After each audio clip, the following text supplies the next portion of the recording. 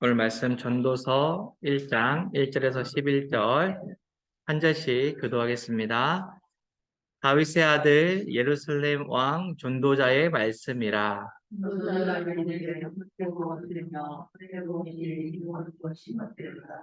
해 아래에서 수고하는 모든 수고가 사람에게 무엇이 유익한가?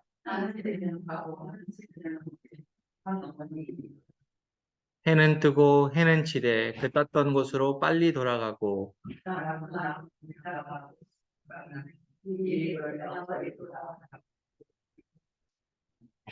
모든 강물은 다 바다로 흐르되 바다를 채우지 못하며 강물은 어느 곳으로 흐르든지 그리로 연하여 흐르느니라.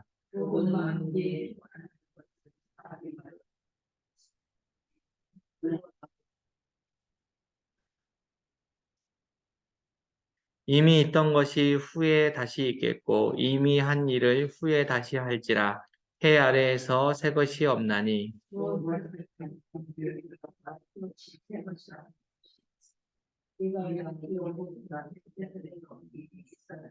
읽겠습니다. 이전 세대들이 기억됨이 없으니 장래 세대도 그 후 세대들과 함께 기억됨이 없으리라. 아멘. 세 번역으로 제가 읽어드리겠습니다. 다윗의 아들 예루살렘 왕 전도자의 말이다. 전도자가 말한다. 헛되고 헛되다. 헛되고 헛되다. 모든 것이 헛되다. 사람이 세상에서 아무리 수고한들 무슨 보람이 있는가? 한 세대가 가고 또 한 세대가 오지만 세상은 언제나 그대로다. 해는 여전히 뜨고 또 여전히 져서 제자리로 돌아가며 거기에서 다시 떠오른다. 바람은 남쪽으로 불다가 북쪽으로 돌이키며 이리 돌고 저리 돌다가 불던 곳으로 돌아간다. 모든 강물이 바다로 흘러가도 바다는 넘치지 않는다. 강물은 나온 곳으로 되돌아가 거기에서 다시 흘러내린다. 만물이 다 지쳐 있음을 사람이 말로 다 나타낼 수 없다. 눈은 보아도 만족하지 않으며 귀는 들어도 차지 않는다.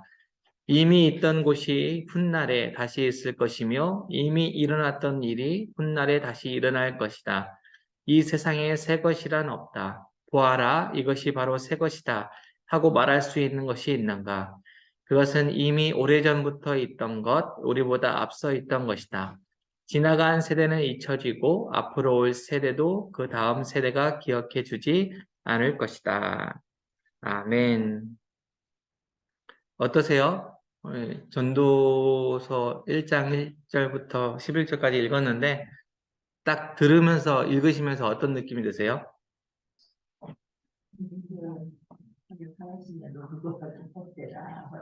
헛되다. 인생 무상. 공감하세요? 공감해요? 연세 있으신 조금 인생을 살아보신 분들은 이제 공감을 하시고 젊은 사람들은 사실 공감하기는 어려울 수도 있어요. 네. 자, 여기 이제 우리가 전도서를 이제 12월 달에 이제 묵상을 하게 되는데, 다니엘 끝나면 이제 전도서를 묵상하게 되는데, 이 전도서를 제대로 묵상해 본 적이 별로 없죠. 많이 없죠. 이참에 전도서를 좀 많이 잘 묵상하면 좋겠는데, 전도서는 무슨 뜻이세요? 전도서?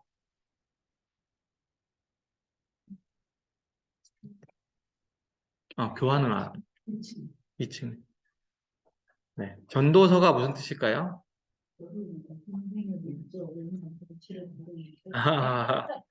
네. 전도서, 한자죠. 전도서, 도를 전하는 책이다. 무슨 도를 전하는가? 근데 우리는 이제 전도서 하면은 그냥 우리는 전도한다, 뭐 이런 의미로 이제 전도. 사실 전도하는 게, 우리가 전도하는 것도 도를 전하는 거잖아요. 근데 이제 세상 사람의 어떤 도를 아십니까? 우리도 도를 아십니까? 하고 전도하는 거죠. 도를 아십니까? 근데 무슨 도를 아는 거예요, 우리가 아는 도는? 그리스도의 도. 증산도처럼, 대순진리교처럼 도를 아십니까? 네, 똑같이 우리도 도를 아십니까? 전하는데 우리는 그리스도를 아는 그리스도의 도죠. 예, 하나님의 도. 어쨌든, 근데 이제 여기 보면 전도자의 말이다라고 되어 있죠. 전도자는 히브리어로 코헬렛이라고 해요. 코헬렛. 근데 이제 우리나라 말로 한글로는 전도자 이렇게 되어 있는데 사실 이제 코헬렛이라고 하는 단어는 연설자 이런 뜻이에요. 사람을 모아가지고 회중들에게 뭔가를 이렇게 전하는 어떤 회중을 소집하다라고 하는 의미가 있고요. 회중의 연설자라는 그런 표현이 있습니다. 그런데 이제 우리는 전도서를 읽을 때, 이거는 한 사람의 말이다 라고 생각할 수 있지만 사실은 한 사람의 말이 아니라 두 사람이 나와요. 이 전도서 안에는 두 사람이 말하고 있습니다. 그래서 1장 1절에서 11절, 우리가 읽었던 11절에는 전도자가 이르되라고 하면서 말을 하고 있죠. 이거는 이제 전도자가 직접 얘기하는 거예요? 아니면 누군가가 전도자의 말을 인용한 거예요? 누군가가 전도자가 이렇게 이야기했다라고 하면서 이야기를 하는 거죠. 그래서 이 3인칭이 나와요. 그래서 그 1장 1절부터 11절, 그리고 마지막 12장부터 9장, 12장 9절에서 14절, 마지막 결론. 그러니까 처음과 마지막에는 어떤 한 연설자가 전도자가 이렇게 이야기합니다 하면서 1장 1절부터는 서론을 얘기하는 거예요. 이 앞으로 1장 12절부터 12장 8절까지 하게 될 어떤 이야기들에 대한 서론을 한 사람이 이야기하고요. 마지막 19장 9절에서 14절까지는 지금까지 이야기했던 것들을 요약하면서 새로운 것을 제시하죠. 그리고 1장 12절에 성경책 읽는 분들은 보시면 알겠지만 1장 12절에 뭐라고 시작합니까? 나 전도자는 이렇게 이야기하죠. 실제로 전도자가 실제로 얘기하는 나 전도자가 이렇게 이야기한다면서 1인칭으로 얘기하는 거예요. 무슨 말인지 알겠죠? 그러니까 어떤 이 전도서를 전체적으로 이야기하고 있는 한 사람이 있는데 그 한 사람이 또 한 사람, 실제 전도자라고 하는 사람, 코엘렛이라고 하는 사람의 이야기를 가운데 두었다라는, 그래서 약간 액자식으로 돼 있다. 전도서가. 네, 여러분 그냥 전도서 잘 공부하지 않았으니까 그냥 개론을 약간 얘기하는 겁니다. 이 전도서에서 가장 많이 나오는 단어가 헛되다라는 단어죠. 헛되다라고 하는 단어인데 히브리어로는 헤벨이라고 하는 뜻을 가지고 있습니다. 근데 이제 한글로는 헛되다라고 번역을 했는데 사실 잘못된 번역이에요. 헛되다라고만 번역을 하면은 안 되고 헛됨도 있어요. 어떤 일부분에 헛됨이라는 단어도 있는데 무의미하다라는 거, 뭐 비슷하다라고 하겠지만 좀 다릅니다. 공허하다 또는 어리석다 또는 뭐 기만하다. 가장 원어적으로는 숨이란 뜻이 있어요. 안개. 그래서 우리 인생이 안개 같다 이런 표현 하잖아요. 헛되다라는 게 이제 안개 같다, 한숨 같다, 뭐 이런 의미죠. 우리가 한숨 쉬면 이미 지나가고 없죠. 한숨이. 또 한숨을 계속해서 한숨을 쉬는 거죠. 숨을 쉬는 거죠. 그것처럼 이렇게 헤벨이라고 하는 단어는 뭐 이제 한 단어로 하나 꼽자 그러면 헛되다라고 할 수 있지만 어떤 그 무의미한 것, 공허한 것, 아무것도 없는 것, 뭐 또는 때로는 또 이제 어리석은 것 이런 말로 쓸 수 있다라는 겁니다. 그래서 처음에 이제 성경에서 이 헤벨이라고 하는 뜻을 가지고 있는 사람이 있죠. 아담의 아들 아벨이 원래는 헤벨이에요. 근데 번역을 하니까 아벨이라고 되어 있는데 가인과 아벨 있죠. 가인과 아벨. 그러니까 이 아벨은 의인이잖아요. 제사를 잘 드렸잖아요. 하나님 보시기에 정말로 아름다운 제사를 드렸는데 돌에 맞아 죽었어요. 아주 헛되게 인생이 마감됐죠. 그러니까 인간적인 눈으로 봤을 땐 그렇다라는 거예요. 세상적인 눈으로 봤을 때는 아니 예배를 그렇게 열심히 잘 드렸던 사람이 돌에 맞아 죽었어. 아, 이건 너무 헛된 삶 아니에요? 그냥 인간적인 세상적인 눈, 전도자의 말에 의하면 그렇다라는 거죠. 그래서 오늘 전도서를 우리가 공부하면서 1장 1절부터 11절은 서론입니다. 이 전도서의 서론. 결론이 나와 있지 않아요. 결론은 마지막 12장에 나와 있습니다. 근데 이 1장부터 11절까지만 읽어보면 진짜 뭐 2절처럼 헛되고 헛되며 헛되고 헛되니 모든 것이 헛되다. 헛되다의 아주 최종판이라고 할 수 있죠. 그래서 어떤 사람들은 전도서가 비관주의자의 글이다. 비관주의자 그렇잖아요. 회의주의자의 글이다라고 판단을 하죠. 12장 7절까지만 읽으면 비관주의고 회의주의적인 글이에요. 그런데 그게 끝이 아니다.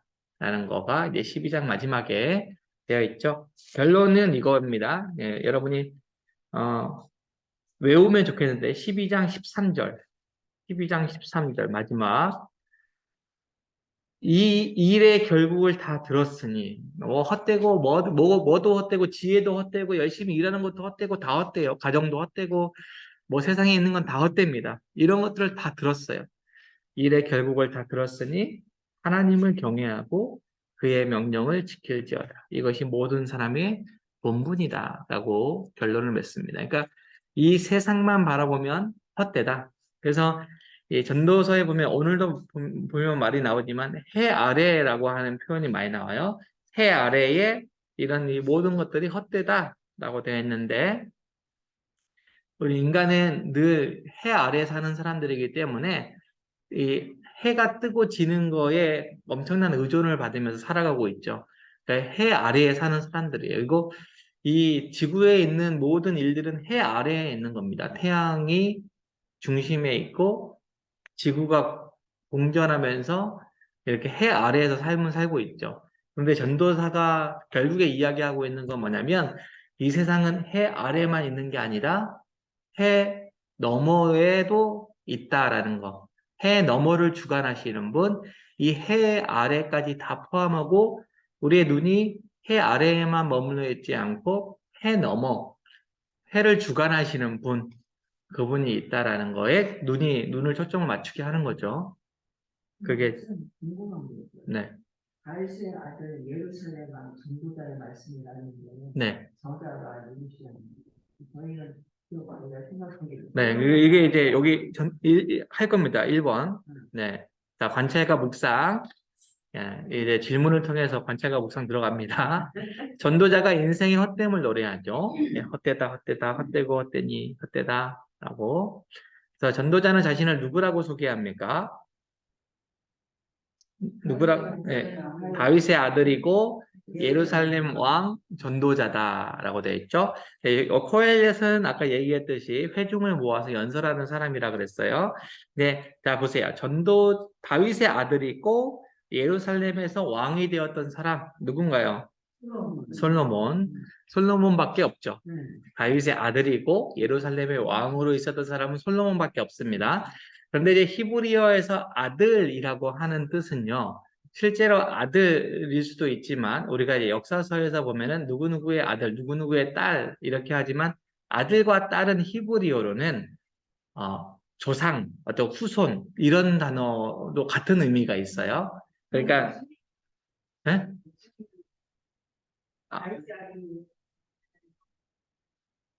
아, 아니, 그러니까 지금 뭐 그냥 바로 예수님 이렇게 얘기할 수는 없고, 그러니까 이제 다윗의 아들이라고 해서 무조건 솔로몬이다. 그러니까 아들이라는 거에 우리가 초점을 맞춰서 아들 하면은, 솔로몬밖에 없지라고 하지만 다윗의 자손, 뭐 다윗 왕조의, 왜냐면 유다는 다윗 왕조가 계속 이어져 있잖아요.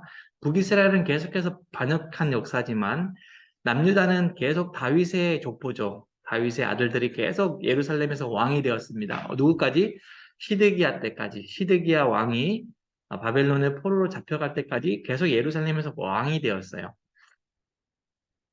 그래서 이제 딱 떠오르기에 이제 솔로몬 왜 떠올리기가 어려워서 유대 전승이나 다 이런 데는 다 솔로몬이라고 해요.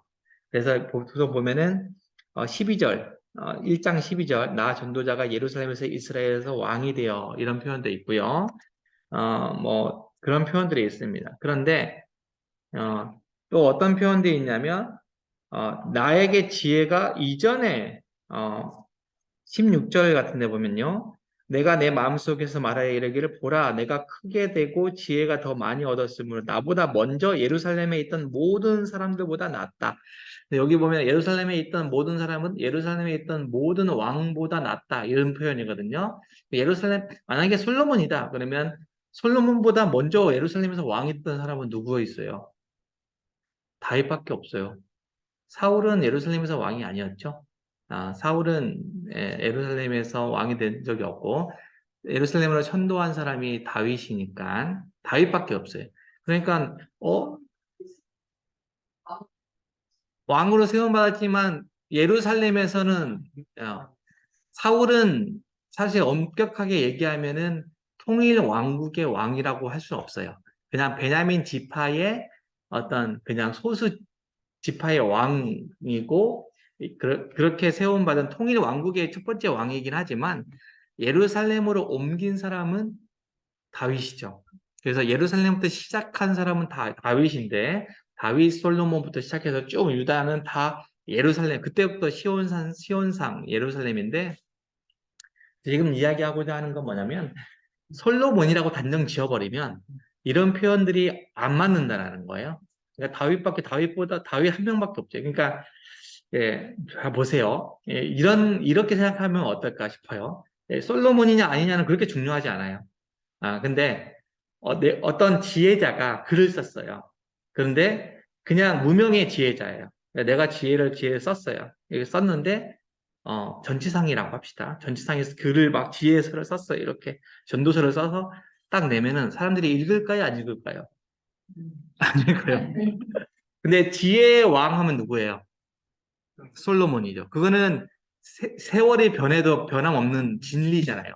하나님이 전무후무한 지혜를 주신 분이 누구다? 솔로몬이다. 그래서 전도자의 그 실제로 솔로몬이라는 이름은 전도서에 한 명도 안 나와요. 한 번도 안 나와요. 목사님 네. 저희들은 이제 이렇게 생각하고 솔로몬을 그러니까 솔로몬이 그냥 솔로몬이라고 생각하고 읽어도 무관해요. 이건 솔로몬이 지은 거다라고 해도 별 차이가 없어요. 왜냐면 자 보세요. 이게 학자들마다 다른데 이거는 어떤 지혜자가 일평생을 살고 노년에 자신의 삶을 돌아보고 쓴 거다. 그런데 내가 쓴 거 아무도 안 읽으니 문학적인 장치예요. 그러니까 이게 문학이라고 하는 거 장치를 좀 알면 되는데 어떤 내 지혜를 대신하는 누가 봐도 이 사람의 지혜가 뛰어나기 때문에 사람들이 인정하는 그 대상자. 그러니까 실제로 솔로몬이라고 이름 안 하잖아요. 그냥 근데 솔로몬이라고 이름 안 하지만 누가 봐도 솔로몬을 연상하게 하는 이름이죠. 연상하게 하는 이름. 그러니까 다윗의 아들 예루살렘 왕. 솔로몬이라고는 일단 얘기 안 했습니다. 그러니까 이런 정도의 지혜가 있는 글이다. 그 솔로몬이 지었다고 해도 무관할 정도의 지혜의 글이다. 라고 하는 거다. 그러니까 솔로몬이라고 생각하고 읽어도 무관하다. 왜냐하면 솔로몬만큼 지혜가 있는 사람이 이 글을 썼는데 결론은 뭐냐면 그 지혜가 허무하다라는 거 아니에요. 그 지혜가 의미 없다라고 얘기하는 거잖아요. 그러니까 솔로몬이 노년에 솔로몬이 썼다고 가정하면 솔로몬이 노년에 자기가 이제 노년에 돌아보니까 다 누렸어. 여기 보면은 2장 26절에 하나님은 그가 기뻐하시는 자에게 지혜와 지식과 희락을 주시나 죄인에게는 노고를 주시고 그가 모아 쌓게 하사 하나님을 기뻐하시는 자에게 그가 주게 하시지만 이것도 헛되어 바람을 잡는 것이다. 그러니까 우리 인생에서 다 누려본 사람, 뭐 있는 거 없는 거 다 누려본 사람 하면 대표적으로 솔로몬인데 그가 이야기를 해도 헛되고 바람을 잡는 것이다. 이렇게 이야기하는 것이다라는 거예요. 그러니까 뭐 인간의 지혜의 통집합이라고 보면 돼요. 그러니까 그런 인간 중에서 최고의 지혜자가 지금 이야기한다라고 생각하시면 되는데 그 누군지는 모르지만 솔로몬일 수도 있고 네, 이제 대체로 솔로몬이라고 생각하는 학자들은 거의 없어요. 후대에 왜냐하면 이제 3인칭도 나오고 1인칭도 나오고 누군가가 이거를 모아서 어떤 했는데 우리는 믿음으로 모든 성경은 하나님의 감동으로 지은 거기 때문에 어떤 성령에 충만한 한 사람이 이 글을 모아서 솔로몬이라고 연상할 법한 이름을 가지고 이 글을 우리에게 소개를 해주는 거죠. 하여튼 그렇습니다. 어쨌든 전도자는 다윗의 아들 예루살렘의 왕이다 라고 자신을 소개하고 있어요. 음, 그리고 이 두 번째, 전도자는 인생에 대해 무엇이라고 말합니까? 네, 네, 2절이죠. 헛되고 헛되며 헛되고 헛되니 모든 것이 헛되도다. 네, 그냥 한 번만 헛되다 그러면 되는데 5번이나 헛되다라는 거죠. 그러니까 죄인된 인간의 삶의 어떤 것을 한마디로 표현해라 라고 하면 그러니까 해 아래에 죄된 인간의 모든 삶을 한마디로 이야기해봐라. 그러면 헛되다 라고 하는 거. 그러니까 불완전하다라는 거죠. 헛되다라고 하는 건 비어있다, 텅 비어있다 뭐 이런 표현이죠. 아, 자, 세 번째, 전도자가 사람에게 하나도 유익할 것이 없다고 말하는 것은 무엇입니까? 3절이죠. 해 아래서 수고하는 모든 수고가 헛되다라는 거예요. 그러니까 열심히 일하고 있는 사람이 이 글을 읽으면 김발이죠. 가장이 열심히 밖에서 일하죠. 왜 일합니까? 내가 번 거 가지고 가족들 치킨이라도 한 마리 사 먹고 누릴 수 있는 거, 집도 구하고 차도 구하고 누릴 수 있는 것이 있는데 그런데 노동을 하면서 살아가고 있는 사람들에게 헛되다라고 하는 거죠.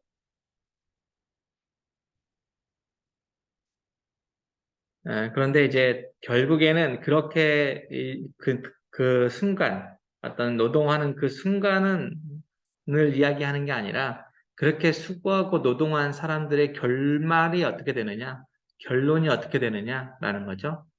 어, 그게 보통 이제 우리가 젊은 날에 여러분들은 젊은 날에 열심히 사셨잖아요. 열심히 사시고 우여곡절이 많았죠. 뭐 정원삼익인가 뭐 이야기 들어보시면 뭐 쉽지 않은 삶을 사셨잖아요. 이렇게 뭐 장사도 해보시고 뭐 여러 가지 일도 해보시고 또 실패도 해보시고 이렇게 사셨는데 그렇게 해서 모았어요. 열심히 모아서 지금의 삶을 살아가고 계시는데 이렇게 누리려고 하니까 이제는 여러분이 뭐 때문에 고민이에요? 몸이 아파요. 이것저것 안 아픈 데가 없고 이제는 그냥 안 아프게 이것들 내가 열심히 일한 것들 좀 누리고 살고 싶은데 건강이 받침이 되지 않는 사람들이 많습니다. 이거 일반화시킬 수는 없어요. 열심히 벌어서 노년에 편하게 사는 분도 많이 있습니다. 그런데 대체로 열심히 일한 대가가 힘을 해서 고통스럽게 몸을 쓴 대가가 몸이 이제 망가지게 되고 그것으로 이제 힘든 시간을 보내고 있는 분들이 많이 있죠.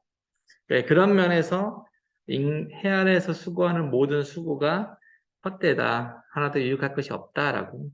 이거는 지금 젊은 사람이 열심히 일하고 있는 전도자가 이야기하는 거 아니라고 했습니다. 다 산 사람이 인생을 돌아보니까 내가 지금까지 그렇게 뭐 하려고 이렇게 열심히 살았나 이렇게 하는 거죠. 젊은이가 이런 이야기를 하면은 애늙은이라고 하는 거죠. 인생도 살아보지 않은 사람이 나눔입니다. 전도자처럼 하나님을 잘 아는 지혜자도 인생에서 경험하는 허무함을 부정할 수 없습니다. 살면서 허무함을 느낀 적이 있다면 그때의 상황과 감정을 나눠봅시다. 혹시 살면서 허무하다라고 느껴본 적 있으세요?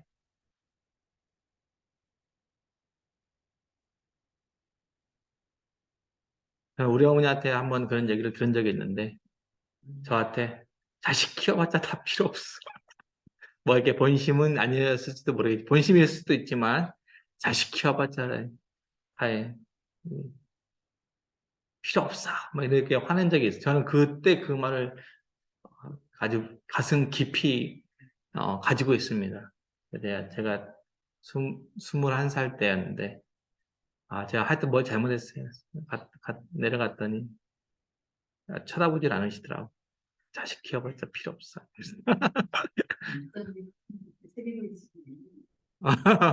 어쨌든 화가 많이 나서 절대 나를 엄마라고 부르지 말아라고. 아는 척도 하지 말아라. 영감하겠어요. 그거는 어렸을 때. 어머니가 일단 기대가 많기 때문에 성함도 크시고 애나는데 항상 그 기대가 없어서 왜 기대가 없어요, 아들인데. 굉장하게 내가 그래 이렇게 나를 다시 이렇게 강하게 걔가 해서 기대가 서운할 것도 없고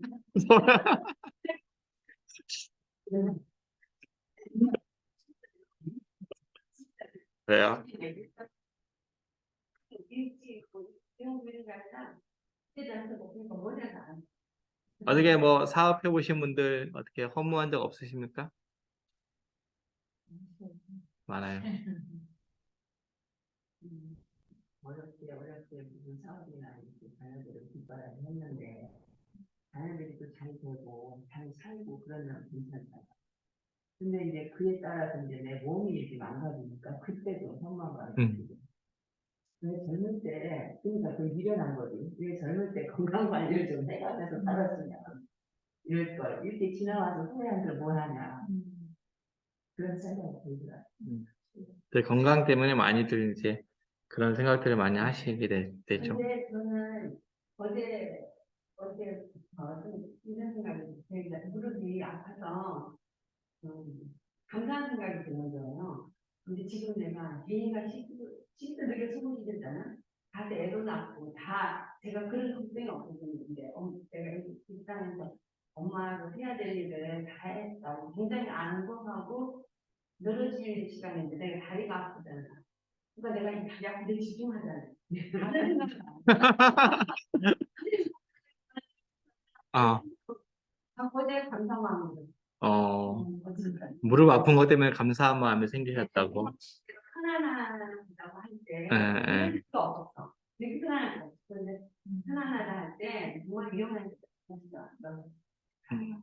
그렇죠. 편안할 때, 성경에서 편안할 때에 죄의 유혹 가운데 넘어진 사례가 너무 많은데, 지금 온라인에서 들으시는 분들 잘 안 들리실까 봐 얘기해 드리는 겁니다. 편안한데 무릎이 아파서 고난, 약간의 고난 때문에 내가 더 후보는 아니지. 큰 고난이 아니고 다시 집중할 수 있게 되었다라는 겁니다. 네, 공감합니다라고 정유영 목사님이 댓글을 달았습니다. 네. 저는 이제 제가 이제 신학교 들어올 때 이게 뭐 허무함까지는 아닌데 인생에 대해서 고민을 했다 그랬잖아요. 예, 제가 신학교에 회사에서 열심히 전대리로 일하고 있는데 전대리로 사실 어, 인정도 받고 회사에서 저만의 공간을 만들어줄 정도니까 사무실을 만들어줄 정도니까 저랑 과장님 한 분만 그래서 주로 하는 일은 이 회사가 앞으로 뭘 해야 먹고 살까 를 고민해야 되는 부서예요. 그러니까 이제 이 회사의 앞으로의 어떤 뭐 이렇게 하여튼 그런 거를 하라고 방을 하나 만들어줬어.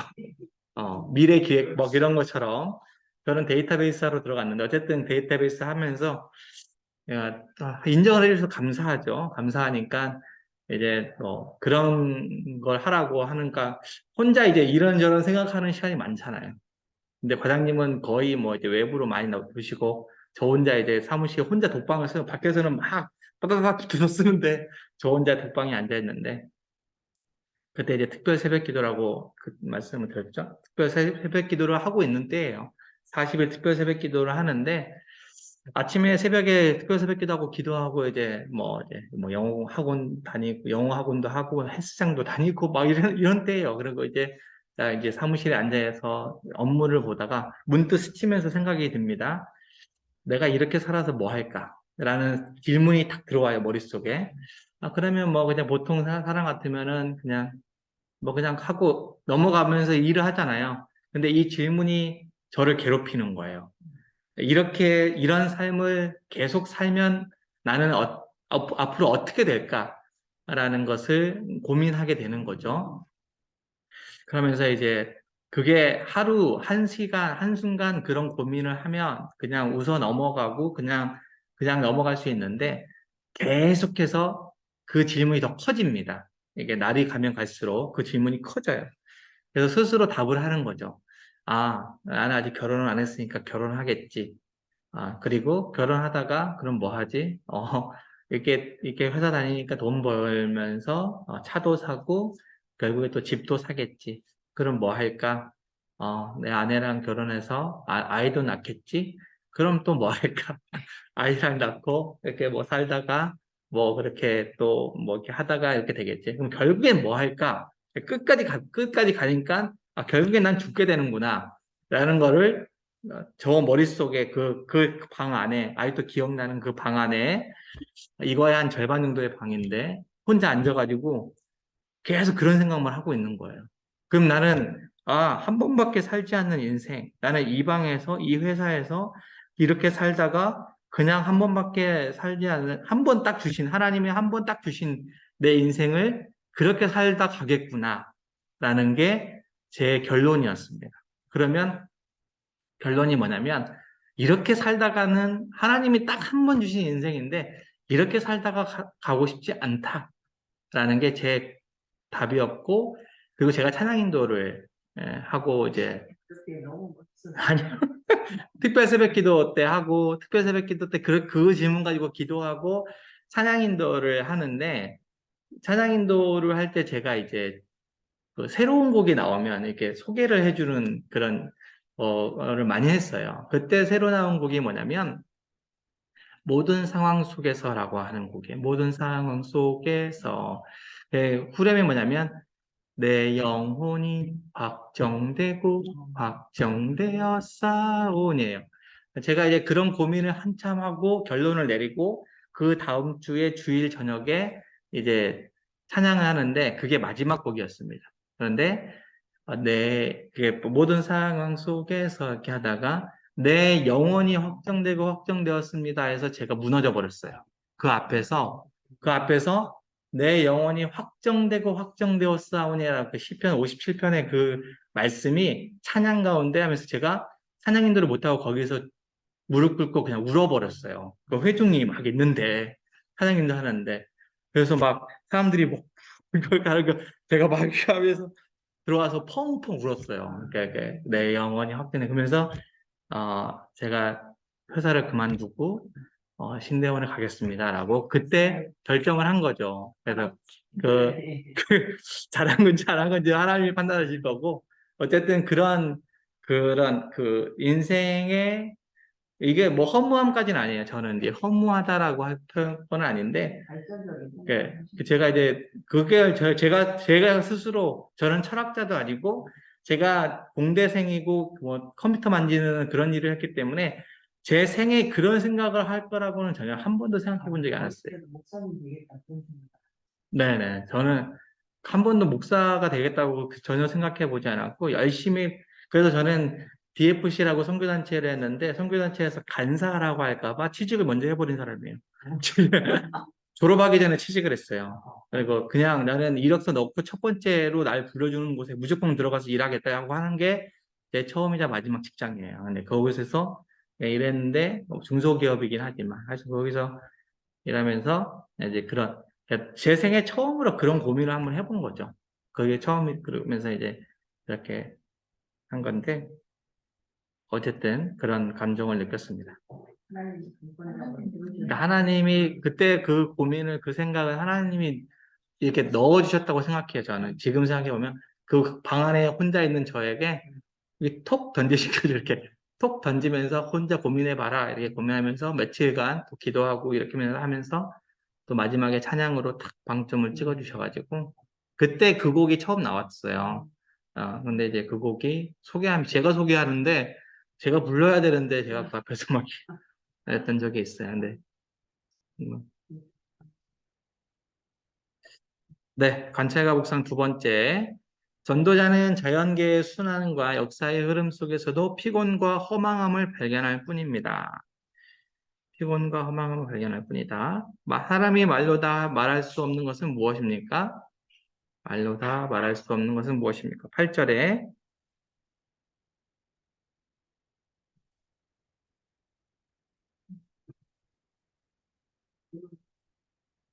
8절. 모든 만물이 피곤하다는 것을 사람이 말로 다 할 수는 없나니 라고 되어 있죠. 사람이 말로 다 말할 수 없는 것이 뭐냐면 어, 만물이 피곤하다라는 거예요. 만물이 피곤하다. 이 세계가 피곤할까요? 엄청 피곤하죠.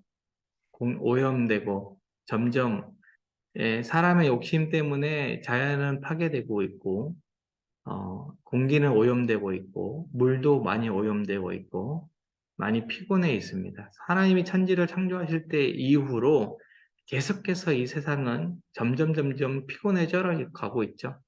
그러니까 이제 뭐 오존 뭐 또 파괴되고 뭐 그런 일들이 일어나게 되는 거죠. 그래서 그 경제가 발전하고 있잖아요. 계속 발전하죠. 근데 발전 속도가 더디면 사람들이 많이 불안해하죠. 뭐 주식과도 관련이 있고. 그런데 이런 책이 있어요. 과연 세계 경제는 발전해야 하는가? 누구 관점에서 발전을 해야 돼요? 경제는 왜 발전해야 돼요? 그러니까 이게 누구 생각이냐는 거죠. 예. 뭐 때문에 경제는 계속 발전할 수밖에 없냐고. 경제가 발전 안 하면 어떻고 후퇴하면 어때요? 경제가 그 조선시대로 돌아가면 어떨까요? 어, 기술이 발전하고 하면서 우리는 더 어떻게 돼요? 피곤하죠. 저희들한테 해로운 게 많이 나오잖아요. 그러니까 얼마 전에 카톡이 안 됐을 때 얼마 전에 카톡이 멈췄잖아요. 인지 양님이 저한테 전화하셨더라고요. 카톡이 안 된다고. 그러니까 카카오 택시가 안 된다고. 근데 이제 그때 카카오톡이 하루 반나절인가 밤새 안 됐잖아요. 저는 너무 편하더라고요. 카톡이 안 울리니까 너무 편해. 그러니까 어느 순간 카톡 하는 게 물론 이제 서로 소통하고 이런 것도 있지만 언젠가부터 내 삶을 너무나 이제 카톡 안에 가둬버린 것 같은 카톡이 없으면 아무것도 하지 못하는 그런 거가 돼버렸죠. 카톡이 주는 어떤 유익한 점도 많습니다.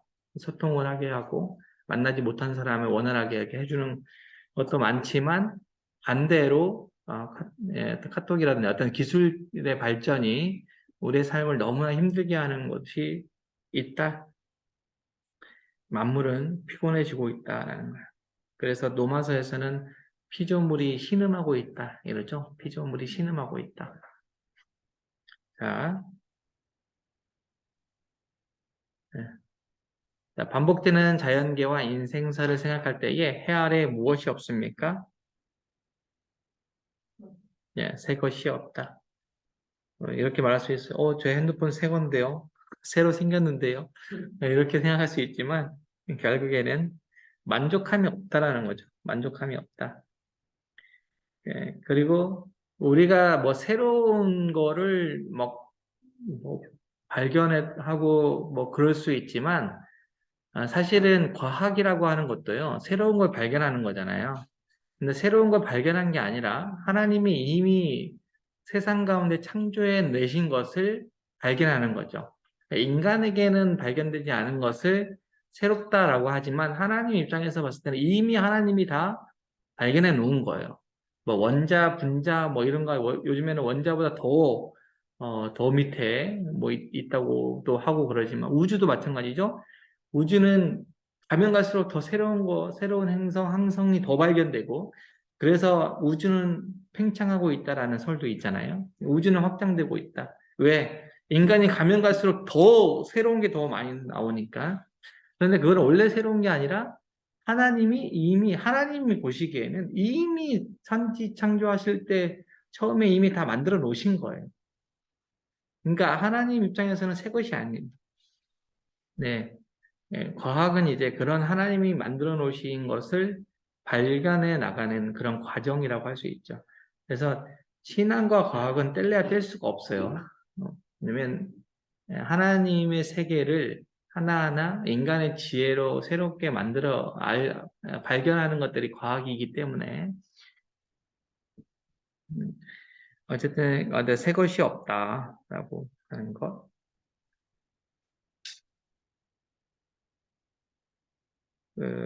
보통 이제 설교자가, 저도 이제 설교자이기 때문에 설교를 할 때 욕심이 있어요. 어떤 욕심이 있습니까? 아, 사람들이 들어보지 못한 새 거를 하고 싶다. 새로운 특별한 말씀을 전해서 저 목사님은 좀 특별한 말씀을 전하는구나, 라고 하는 그런 거에 대한, 설교하는 사람은 그런 거가 듣고 싶은 거죠. 근데 제가 어느 순간 설교를 준비할 때에 제가 참고하는 그런 것들이 있잖아요. 어떤 주석이라든지 어떤 지금까지 했던 것들을 보면은 해 아래 새 것이 없어요. 보세요. 기독교 설교 역사는 2000년이 넘어요. 2000년 동안 저보다 훨씬 더 많이 공부하시고 훨씬 더 지혜가 높으신 분들이 이미 다 설교를 한 거예요. 제가 혼자서 이렇게 묵상하다가 이거 진짜 새롭다. 라고 해서 주석 보면 다 있어요. 다 있어.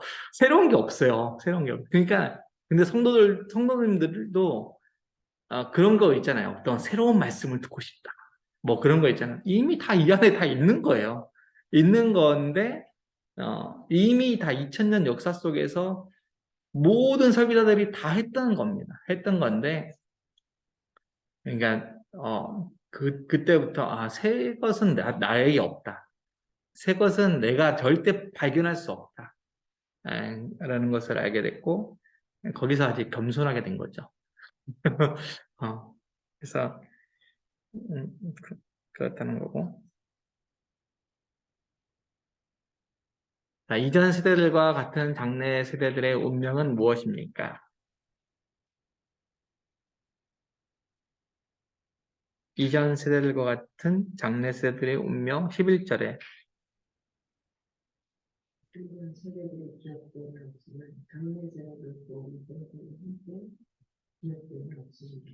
네, 기억됨이 없을 것이다 라고 하는 거죠.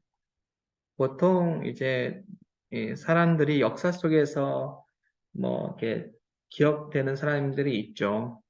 하지만 대부분의 사람들은 각자의 삶이 끝나면 결국에는 기억됨이 없다. 아, 이렇게 뭐 여기 보면은 인생의 피곤함도 인생의 짊어진 삶의 무게도 살아갈 때는 그렇게 무겁지만 사실 이제 인생이 끝나면 그게 이제 기억됨이 없다라는 거. 그러니까 인생의 무상함에 대해서 이야기하고 있는 겁니다. 자, 나눔. 전도자는 반복적으로 일어나는 자연 현상을 보고 세대가 흘러가고 잊히는 역사를 상고하다가 피곤하게 살지만 결국 제자리에 있는 인생의 무상함을 보았습니다. 우리는 어떨 때 세상은 변하지 않는구나, 세상엔 새 것이 없구나 생각하게 됩니까? 뭐 저는 설교할 때 그렇게 이야기했고요. 야, 세상은 참 변하지 않는구나 라고 생각하는 게 뭡니까? 어떤 또 있어요?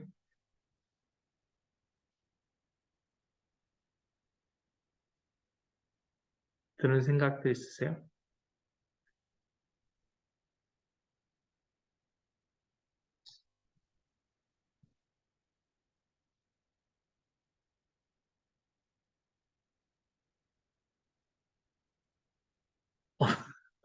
편하게 얘기하세요. 어떨 때 세상은 변하지 않는구나. 세상에 새 것이 없구나 하는 생각이 듭니까? 뉴스 같은 거 보면 뭐 밑에 때까지 되면 다 도피나 되거나 뭐 그런 한계가 있는 거지 그 이상도 있는 거 같아요. 음, 보통 세상은 점점 악해진다 그러잖아요. 그 말 동의하세요? 악해지고 있어요? 요즘 초등학교 애들도 어, 그렇게 뉴스에서 보면 정말 놀랄 때가 너무 많아요. 어, 우리 다닐 때는 저런 식으로 아프지는 않았는데 그게 심각했는데 지금 생기는 아이들이 너무 저기 때문에 그런 건지 미디어가 미디어 때문에 그런 게 미디어에 노출이 많이 됐다. 미디어 정말 이거라고 때 이런 이야기가 아니에요. 요새는 왜 이렇게 막 이제 개발하시고 예를 들어서 대박가지고 막 그때 이제 남학 중학생이 막 책 사기고 이런 거를 나쁘게 할때 어떤 사람은 그냥 그 옛날 조선의 그냥 그렇게 엄격하죠. 연애 이렇게 감성으로 이렇게 연애를 하고 무대방학 안에서 만나고 그 시대에도 다 있었는데 알려지지 않아서 그랬는지 그때랑 지금 이전이나 똑같다는 이야기를 어렸을 때 어, 아 그때도 물레방앗간이 있었죠. 그렇게 각자 네. 그때랑 아직 아무래도 그때는 성인이 되어서 사람을 했지만 아, 지금은 작은 아이들도 그렇고 점점 악해지고 있다. 이게 점점 악해지고 있다라는 게 이제 우리가 피부적으로 느끼는 거 느끼죠. 그리고 부모가 자녀를 위해 그렇게 화려하게 막 그냥 돌보지 않고 그러는데 나는 진짜 어, 부모가 부모가 자식을 방치하는 사건들도 많이 있고. 요즘 뉴스 보기가 진짜 사실 음, 너무 그런 악화된 뉴스가 많이 나오니까 이 세상이 왜 이렇게 악화됐을까? 심각해서. 층간소음. 전에는 그렇게 없었죠. 아파트가 생기면서 층간소음이라는 게 생겨났죠. 이해하고 부모가 좀 이해를 해야 이해고 막 걱정도 있고. 음, 어, 그러니까 이게 피부적으로 이렇게 느끼는 거죠. 이제 이게 더 악해진 것 같다라고 하는데, 제가 이제 성경에 보니까 성경에 나오는 모든 세대는 다 악했더라고요. 악했어요. 성경에 자식 잡아먹는 이야기도 나오고, 예, 뭐, 노아 시대 때, 하나님이 후회할 정도로, 인간을 만드신 걸 후회할 정도로 악했고, 사사 시대가 악할까? 지금이 더 악할까? 어, 노아 시대가 악할까? 지금이 더 악할까? 도찐개찐이라, 도찐개찐이다. 그러니까, 어, 그, 지금 이제 디지털이 거의 다 세상을 잡고 있죠. 근데 어떤 사람은 아날로그의 시대가 다시 올 것이다. 라고 생각하는 사람도 있고, 예, 세상은, 어, 이렇게 계속해서 흘러가고 변하는 것 같지만, 결국에는, 변하지 않는 것이 우리 인생이다. 라는 것을 말해주고 있습니다. 성경이 그렇게 전도서에서 지금 이야기하고 있는 거예요. 세상은 변하지 않는다. 새 것이 없다. 라는 것을 이야기해주고 있습니다. 자, 세 번째, 전도자는 해 아래 세상이 헛되다고 말했습니다. 인생의 허무함은 해 너머에 계시는, 여기서 전도서에는 해 아래라는 말이 많이 나온다고 그랬죠? 그런데 이제 해 너머에 계시는 하나님을 알 때 거친다. 인생의 허무함이 우리를 짓누를 때에 그 허무함 가운데 짓눌려 있는 것이 아니라 해 너머에 계시는 하나님을 알 때 거친다. 해 너머에 하나님이 계신다는 사실이 어떻게 해 아래 세상의 허무함을 극복하게 하는지 이야기해 봅시다. 하나님을 몰랐다면, 내 인생에 하나님이 없었다면, 여러분의 삶은 어땠을까? 나름대로 또 열심히 살아가고 있을 거예요. 어, 세상 속에서 나이 먹어보니까 어렸을 때는 열심히 살아갖고 뭐 정신없이 욕심내고 또 손해 안 보려고 했고 그리고 이 나이 먹으니까 모든 걸 양보할 수 있고 이해할 수 있고 또 이제 하나님 믿으니까 더 기쁘고 나이 먹는데 이렇게 뭐 슬프거나 뭐 힘들거나 그렇지 않고 더 같은 경우는 더 그냥 편하고 그러니까 이제 삶이 이제 정리가 돼가고 있는 연세들의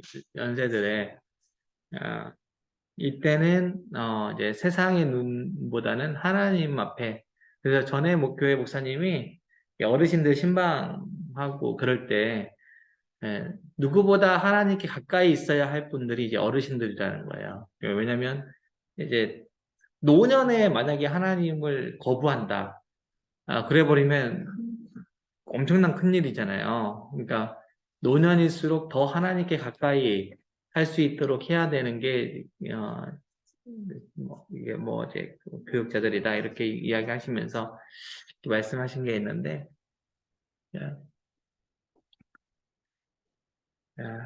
해 너머에 하나님이 계신다. 하나님이 없는 삶은 이렇게 이 전도서에서 이야기하는 전도서가 하나님을 모르는 사람은 아니었는데 하나님을 아는 사람이었지만 그럼에도 불구하고 이렇게 헛되다라고 얘기했던 것은 결국에는 해 너머에 계신 하나님을 알게 하려고 하는 의도가 있다라는 거. 그래서 1장 1절부터 11절까지 해서 말씀이 끝나버리면 여기 서론에서 말씀이 끝나버리면 어, 완전 회의주의자가 돼버리고 그냥 막 살아라 뭐 이렇게 할 수도 있지만 그게 아니라 해 너머에 이 해 아래 세상을 주관하고 계시는 하나님이 계신다라는 거를 기억해야 된다. 그래서 전도서 이제 뭐 11장에 보니까 12장 1절에 보니까 너는 청년의 때에 너의 창조주를 기억하라 라고 하죠. 청년의 때에 창조주를 기억하라 라고 하면서 이제 슬슬 이 결론을 맺는 거죠. 그러면서 결국에는 뭐 12절 같은 경우도요. 12장 12절 공부하는 것도 피곤하다. 예, 공부하는 거 몸을 많이 피곤하게 한다. 그런 거죠. 그리고 이제 하나님을 경외하고 그의 명령을 지키라. 이것이 모든 사람의 본분이다. 하면서 14절에 이렇게 마치죠. 하나님은 모든 행위와 모든 은밀한 일을 선악간에 심판하시는 분이다. 라고 전도서가 마쳐지고 있습니다. 우리의 인생은 해 너머에 계신 하나님 앞에 초점을 맞추며 살아가는 사람이다. 그러니까 지금의 인생의 삶을 그냥 헛되이 그냥 무분별하게 살아가라라고 하는 말이 아니라 하나님 앞에서 살아가야 된다라고 하는 것을 이야기하고 있습니다.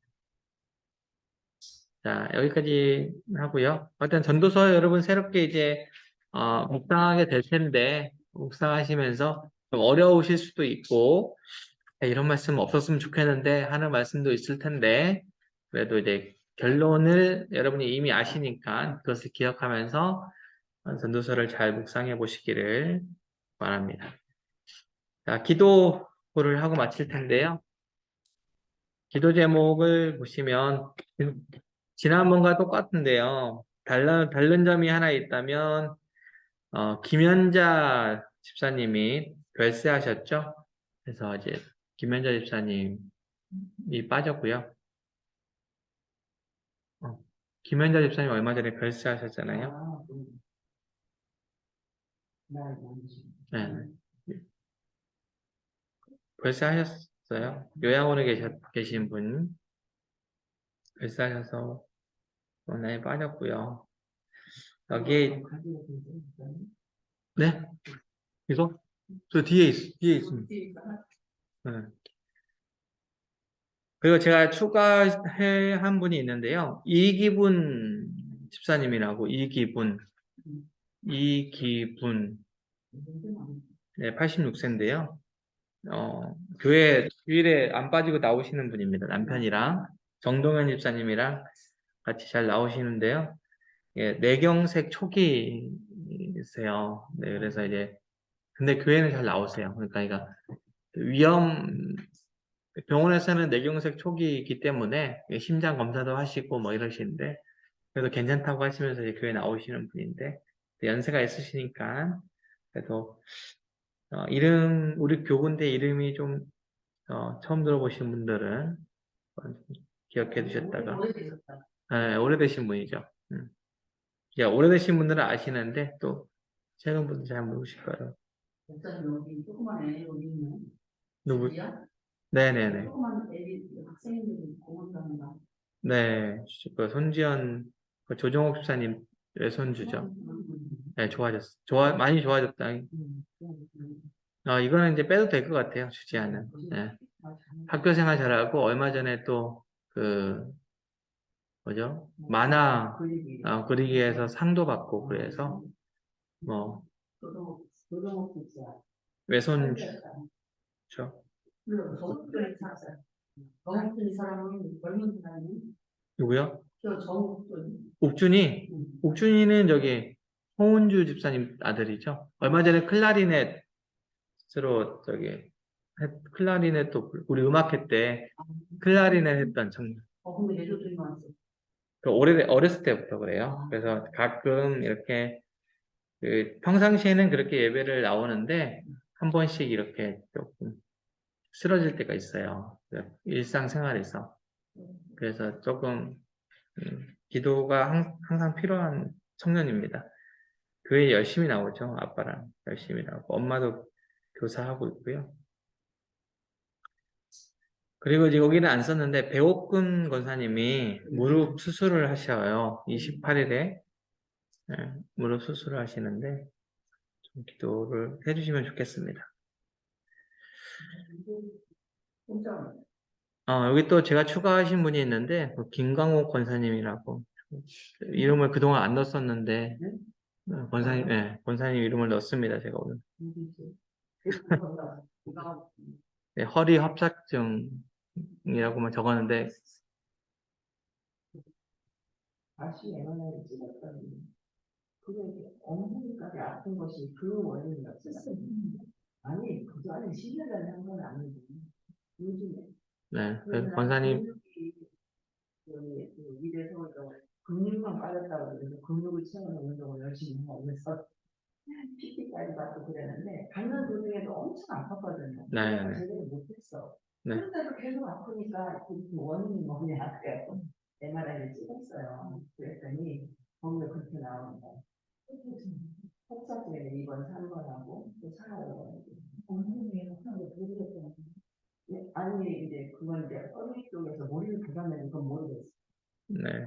모르겠고 그러니까 그래서 이제 그 교수님이 안 펴주는 운동하고 걷기 속보를 하라고 속보를 많이 같이 하라고. 그래서 권사님도 같이 기도해 주시면 좋을 것 같아서 이름을 넣었습니다. 이제 뭐 이름 넣을 분들은 많은데요. 그래도 이제 또 교구에서 구역에서도 관심 갖고 같이 기도하실 분들 이제 기도해 주시면 좋을 것 같습니다.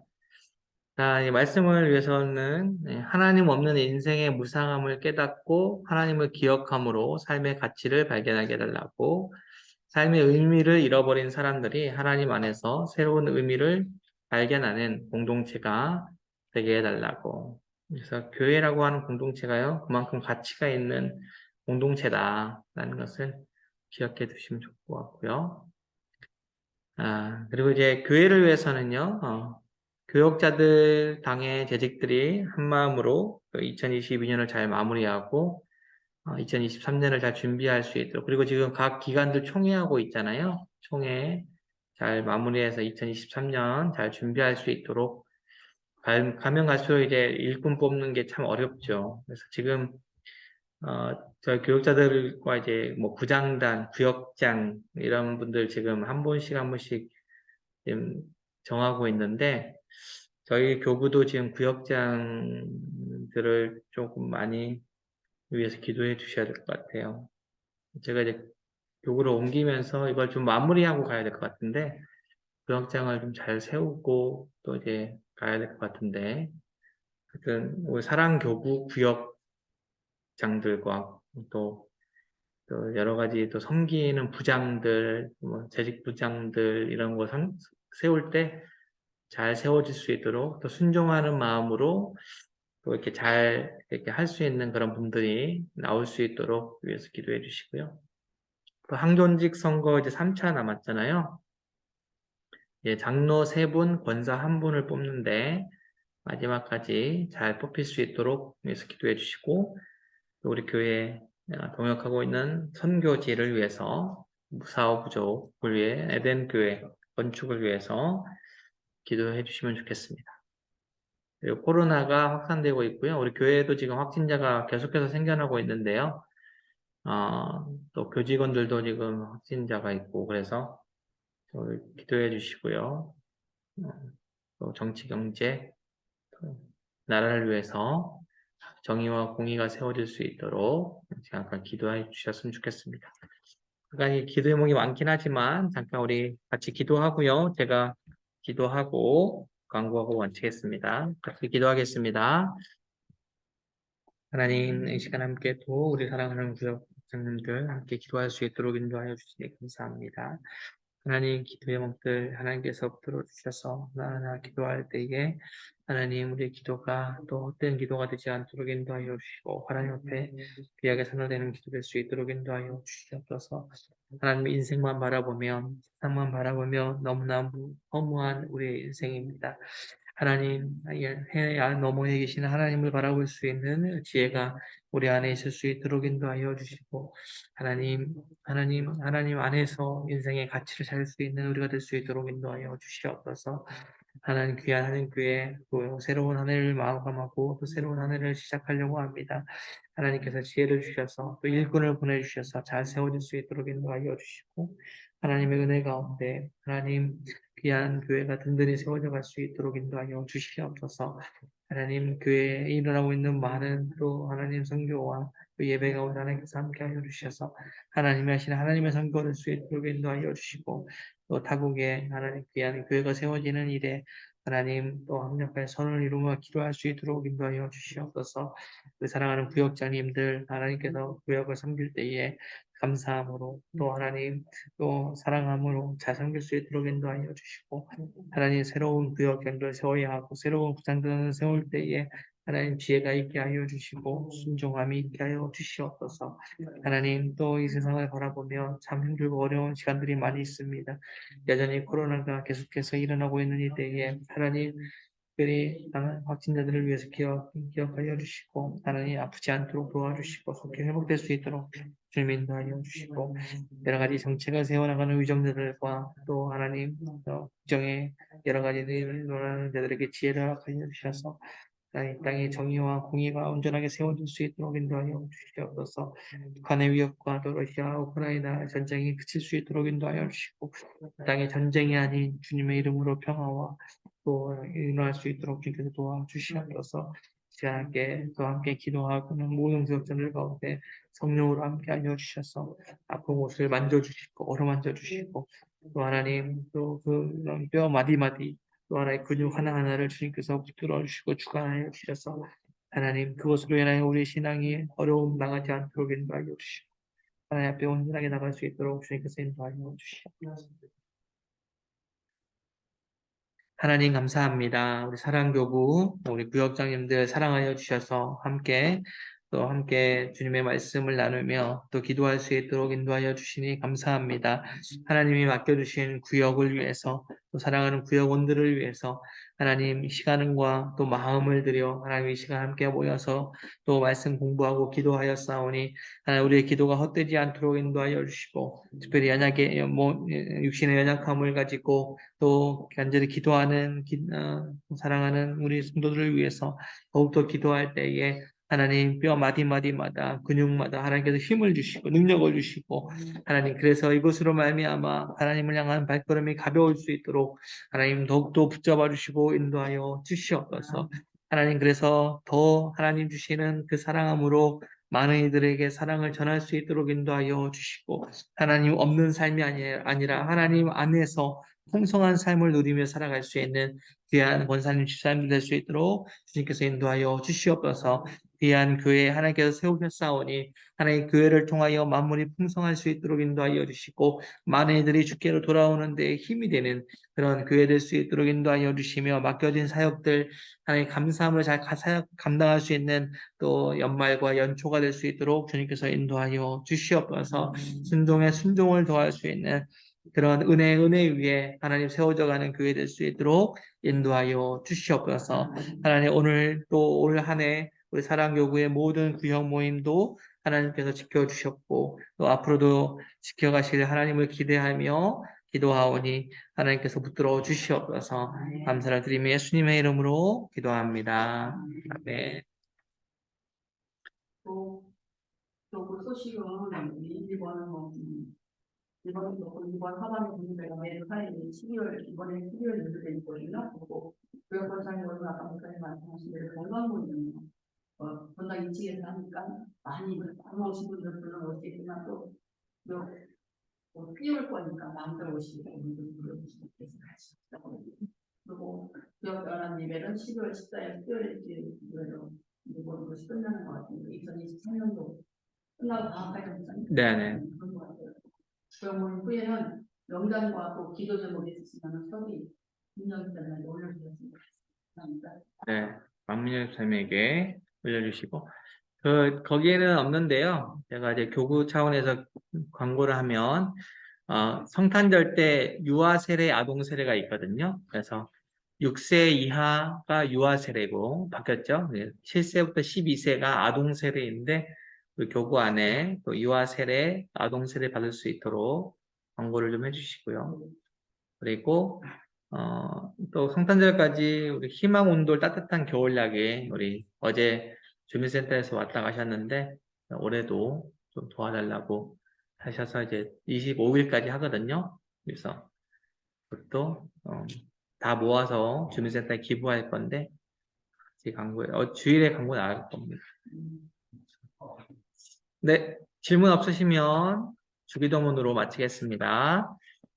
하늘에 계신 우리 아버지, 아버지의 이름을 거룩하게 하시며 아버지의 나라가 오게 하시며 아버지의 뜻이 하늘에서와 같이 땅에서도 이루어지게 하소서. 오늘 우리에게 일용할 양식을 주시고 우리가 우리에게 잘못한 사람을 용서하여 준 것 같이 우리 죄를 용서하여 주시고 우리를 시험에 빠지지 않게 하시고 악에서 구하소서. 나라와 권능과 영광이 영원히 아버지의 것입니다. 아멘. 수고하셨습니다.